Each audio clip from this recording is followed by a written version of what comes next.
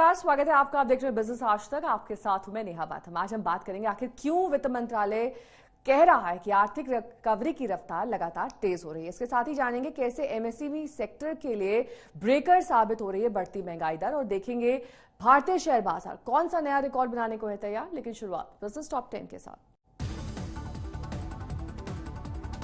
Petrol diesel की कीमतों घटाने के लिए सरकार नहीं घटाएगी टैक्स। पेट्रोलियम मंत्री हरदीप सिंह पुरी ने कहा, पेट्रोल डीजल की ऊंची कीमतों से लग रही है फ्री वैक्सीन। 13 अक्टूबर को पीएम गति शक्ति नेशनल मास्टर प्लान लॉन्च करेंगे प्रधानमंत्री। पहली बार देश के 16 मंत्रालय किसी योजना के लिए साथ मिलकर करेंगे काम। नेशनल पेंशन सिस्टम से बीते एक साल में 97 लाख लोग जुड़े। एनपीएस सब्सक्राइबर्स की संख्या बढ़कर 4 करोड़ 63 लाख। एविएशन सेक्टर की तस्वीर बदलने की तैयारी शुरू। टाटा को सरकार से एयर इंडिया के लिए मिला एलओआई। राकेश झुनझुनवाला की आकाशा एयरलाइन को भी मिली उड़ान की मंजूरी। अमेजॉन और फ्यूचर ग्रुप के बीच चला आ रहा विवाद सुलझने के आसार। दोनों कंपनियां कोर्ट के बाहर आपसी समझौता करने पर कर रही हैं विचार।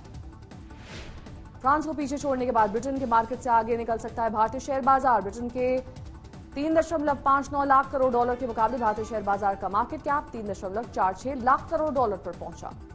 सितंबर में मारुति सुजुकी के उत्पादन में 51% की गिरावट। सेमीकंडक्टर की समस्या के चलते आधा रह गया है प्रोडक्शन। आईपीएल की रेटिंग्स में गिरावट से परेशान हुए एडवर्टाइजर्स। पहले फेज के मुकाबले दूसरे फेज में घटी रेटिंग। बीते वर्षों के मुकाबले इस साल घटे दर्शक।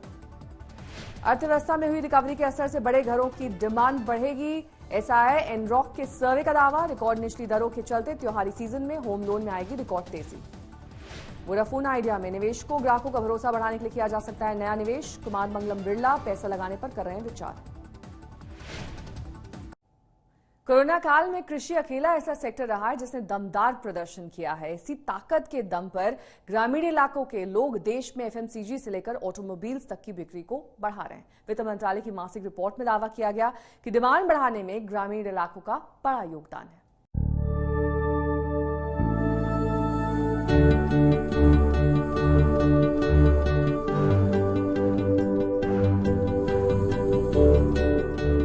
देश की इकोनॉमी के जोरदार प्रदर्शन करने का दावा वित्त मंत्रालय ने अपनी मासिक रिपोर्ट में किया है।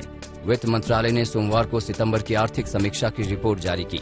इसके मुताबिक सितंबर में देश की आर्थिक विकास दर में खासा इजाफा हुआ है। इसकी वजह कोविड-19 का असर कम होना है और टीकाकरण में तेजी आना है। रिपोर्ट के मुताबिक रबी मार्केटिंग सीजन में गेहूं और धान की रिकॉर्ड खरीदारी और खरीफ की पैदावार में संभावित बढ़ोतरी से गांव में मांग बढ़ी है। इसके अलावा अप्रैल से जुलाई के बीच एफडीआई भी 62% बढ़कर करीब 2,05,000 करोड़ रुपए रहा है। इसके साथ ही फॉरेन पोर्टफोलियो इन्वेस्टमेंट यानी एफपीआई निवेश बढ़कर करीब 22,500 करोड़ रुपए रहा है। इस साल अप्रैल से सितंबर के आखिर तक ब्राजील के बाद सबसे ज्यादा विदेशी निवेश भारत के पूंजी बाजार में आया है। अब तक भारत के शेयर और बॉन्ड बाजारों में करीब 54,155 करोड़ रुपए का एफपीआई निवेश हुआ है। एफपीआई ने ब्राजील के बाजारों में अप्रैल सितंबर में करीब 67,500 करोड़ रुपए का निवेश किया है। वित्त मंत्रालय के मुताबिक हर महीने जारी होने वाली हाई फ्रीक्वेंसी इंडिकेटर्स के मुताबिक आर्थिक रिकवरी में चौतरफा इजाफा हो रहा है।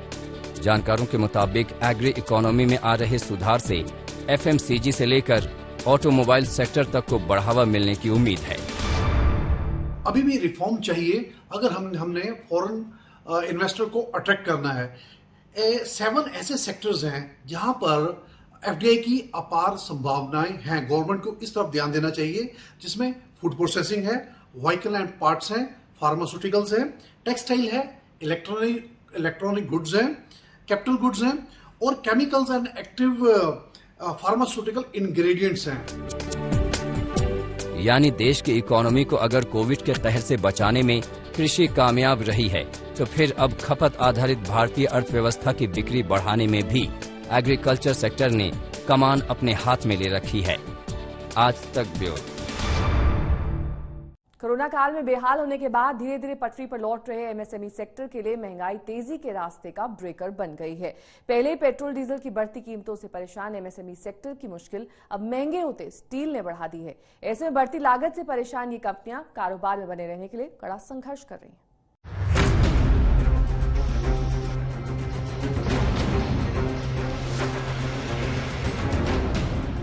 रोजगार देने में अव्वल, इकोनॉमी की सेहत सुधारने में सबसे आगे। ये चंद खासियतें हैं देश की अर्थव्यवस्था की बैकबोन माने जाने वाले सूक्ष्म, लघु और मध्यम उद्योगों यानी MSME सेक्टर की। कोविड काल में इस सेक्टर को उबारने के लिए सरकार ने सहूलियतों की बौछार की थी। इन योजनाओं का फायदा भी MSME सेक्टर को मिला था और ये गिरावट से बाहर निकलने में भी कामयाब रहा। लेकिन अब इस सेक्टर की रफ्तार को ब्रेक लगा रही है महंगाई। इस महंगाई में केवल पेट्रोल और डीजल ही शामिल नहीं है, बल्कि स्टील भी खेल खराब करने में लगी है। देश भर के MSME संगठन इन लगातार बढ़ती कीमतों से परेशान हैं और सरकार से दखल देने की गुजारिश कर रहे हैं। 170 MSME संगठनों की अखिल भारतीय परिषद के मुताबिक MSME के कुल उत्पादन लागत में स्टील की हिस्सेदारी 70% होती है। पिछले एक साल में इसकी कीमतों में 25,000 रुपए प्रति टन का इजाफा हुआ है। पिछले महीने सितंबर में ही कीमतें 6,000 रुपए प्रति टन बढ़ी हैं। इसका सीधा असर MSME की उत्पादन लागत पर पड़ रहा है। लेकिन लागत में इस तेजी के बावजूद ज्यादातर यूनिट्स तैयार प्रोडक्ट्स के दाम नहीं बढ़ा सकती हैं, क्योंकि ऐसे में ग्राहकों को खोने का खतरा है।